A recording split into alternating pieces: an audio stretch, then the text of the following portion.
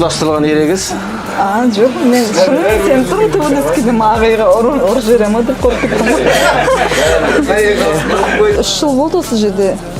Осы Южный Еңкайда жұмыс жасаймын. Баламның ауыратыны рас. Жалғыз босанған. Алла шипа Иә, сол үшін еңбек етіп жүрмін.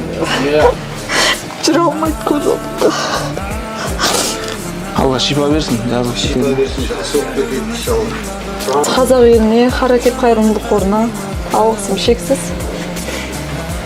Бұндай тез арада баспаналы боламын деп ойлаған жоқпын. Барлықтарыңызға рахмет шын жүректен.